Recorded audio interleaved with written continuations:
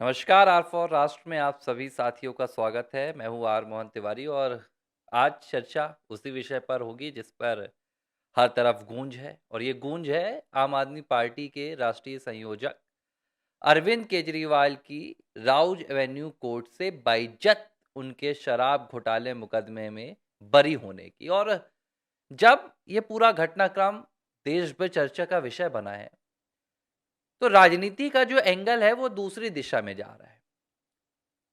एक लड़ाई तो सीधे तौर पर भाजपा वर्सेस आम आदमी पार्टी की सामने हो रही है, जो अरविंद केजरीवाल की वापसी के तौर पर दिखाई जा रही है, रिटर्न के तौर पर दिखाई जा रही है। केजरीवाल धमक रहे हैं, प्रेस कॉन्फ्रेंस कर प्रधानमंत्री नरेंद्र मोदी को चुनौती दे रहे हैं, चैलेंज दे रहे हैं, अभी चुनाव करवा लो, हराकर नहीं दिखा दिया तो। सब कुछ हो रहा है, लेकिन इसी पूरे घटनाक्रम में एक दूसरी राजनीति चल रही है और ये राजनीति है अरविंद केजरीवाल बनाम राहुल गांधी की। उधर अरविंद केजरीवाल के नाम पर राउज एवेन्यू कोर्ट में बैठकर जज साहब उस मुकदमे में बरीनामा तैयार कर रहे थे कि आपको बाइज्जत बरी किया जाता है। फैसला लिखा जा रहा था। अरविंद केजरीवाल के बचे हुए राजनीतिक सफर की कहानी तैयार हो रही थी। इधर दिल्ली में 10 जनपद में एक अलग चर्चा चल रही थी और इस चर्चा में राहुल शायद घबराए हुए थे, चिंतित थे, परेशान थे। और क्यों थे, ये बताने के लिए मैं आपको लिए चलता हूं। मुझे याद है मार्च महीने की आखिरी तारीख थी 2024 में। लोकसभा चुनाव का समर तैयार था। प्रधानमंत्री को चुनौती देने के लिए पूरा विपक्ष एकजुट होने का प्रयास कर रहा था और तभी अरविंद केजरीवाल जेल में थे। कुछ जो विश्लेषक थे राजनीतिक, उन्होंने ये भी कहा कि केंद्र सरकार को कहीं ना कहीं ये बैकफायर कर सकता है क्योंकि विपक्ष एकजुट नहीं था। और जब केजरीवाल को जेल भेजा गया तो पूरा विपक्ष एकजुट हो गया। सभी ने एक सुर में केजरीवाल का समर्थन किया। समर्थन करने वालों में केजरीवाल के दुश्मन भी थे। कांग्रेस पार्टी, जिनकी सत्ता को दिल्ली में खत्म करने वाली पार्टी केजरीवाल की थी, एक बड़ा दिलचस्प दृश्य देखने के लिए मिला था। दिल्ली में एक रैली होती है। ये रैली इंडिया अलायंस की थी, विपक्षी गठबंधन की थी। तमाम इंडिया अलायंस के यहाँ पर नेता मौजूद थे। आरजेडी के नेता मौजूद थे, आपके तेजस्वी यादव, अखिलेश यादव, ममता, तमाम पूरा गुट मौजूद था। सोनिया गांधी मौजूद थी, राहुल गांधी मौजूद थे। और जो सबसे पहली लाइन थी दिल्ली के रामलीला मैदान में, पहली पंक्ति में सोनिया गांधी के ठीक बगल में बैठी हुई महिला किसी राज्य की मुख्यमंत्री नहीं थी, किसी पार्टी की मुखिया नहीं थी, देश की कोई दिग्गज नेता नहीं थी, बल्कि उस रैली से पहले शायद किसी भी सार्वजनिक रैली में नजर ना आने वाली अरविंद केजरीवाल की पत्नी सुनीता केजरीवाल थी।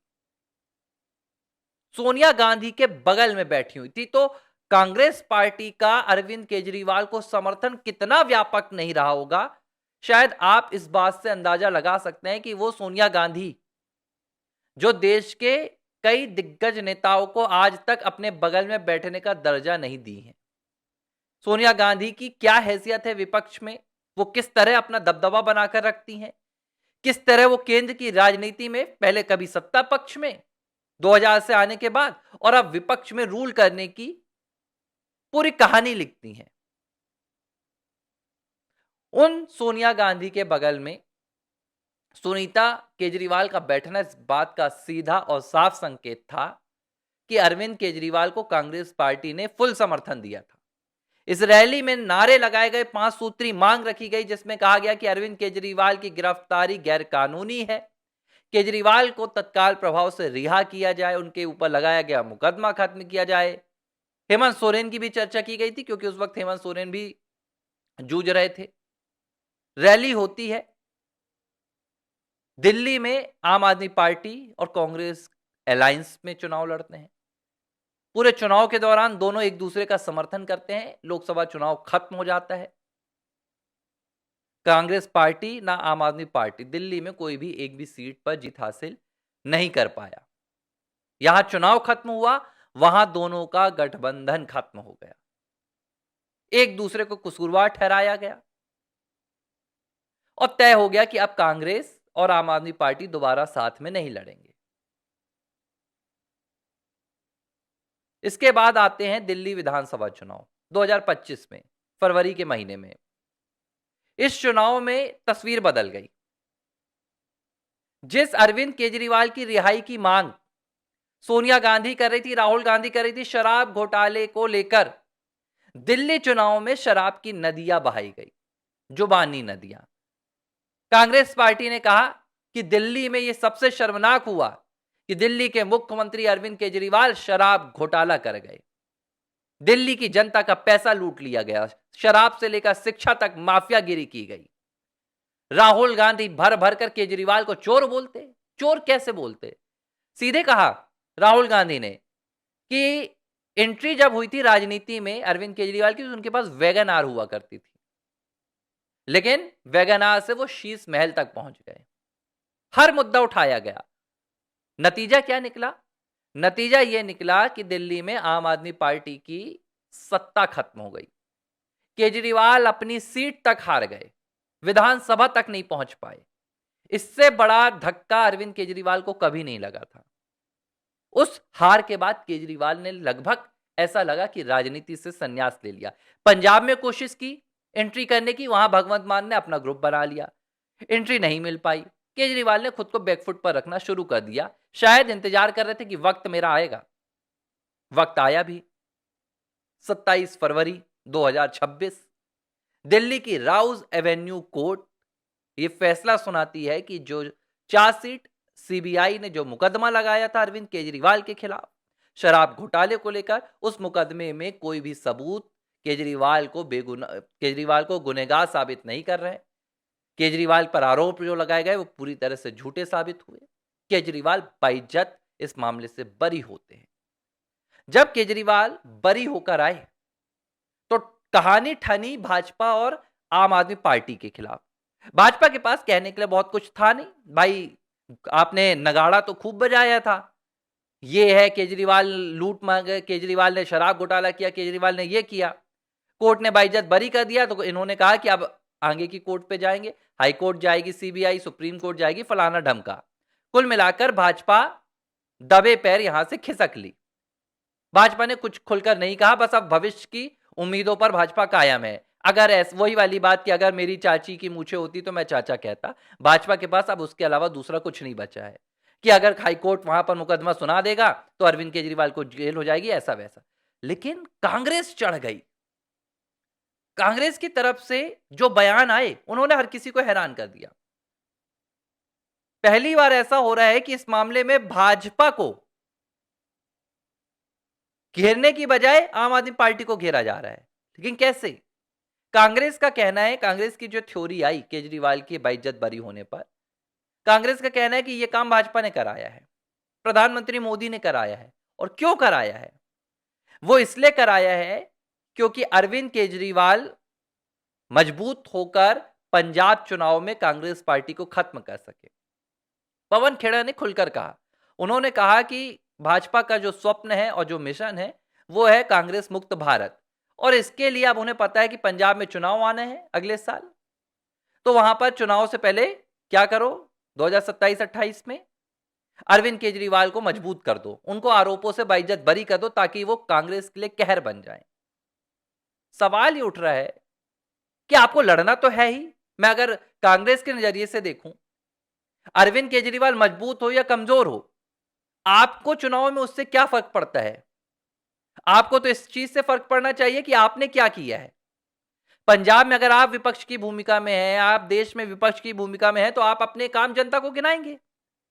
केजरीवाल के मुकदमे से आपको कमजोर होना या आपके मजबूत होने का क्या सवाल? लेकिन यह घबराहट है।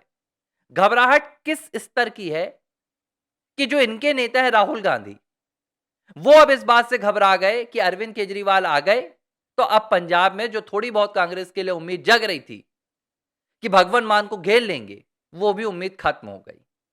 और इस घबराहट पे अब कांग्रेस पार्टी अपना दर्द मीडिया के सामने आकर रो रही है।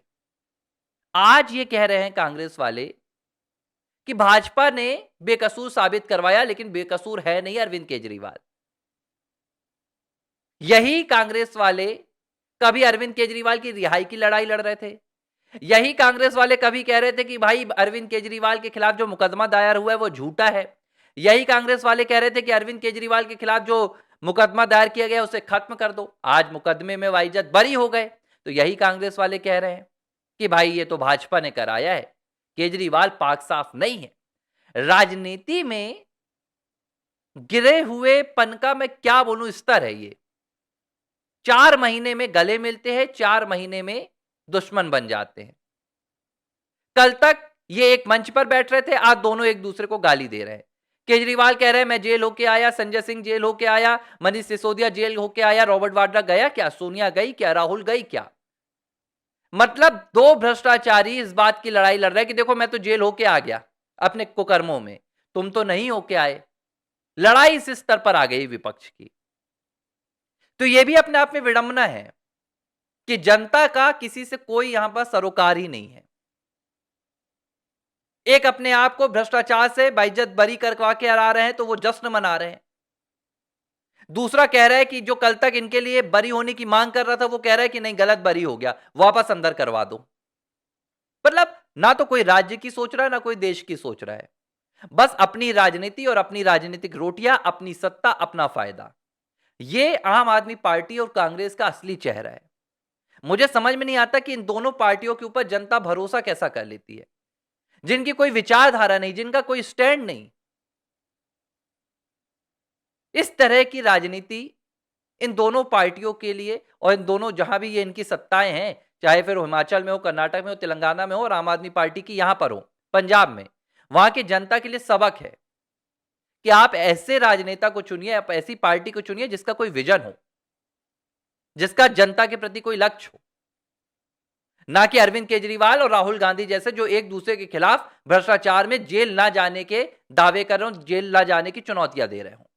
बहरहाल इस पूरे मुद्दे में जो बात निकल कर आई वो यही कि चोर चोर मौसेरे भाई, आज बच गए हैं, शायद कल नहीं बच पाएंगे।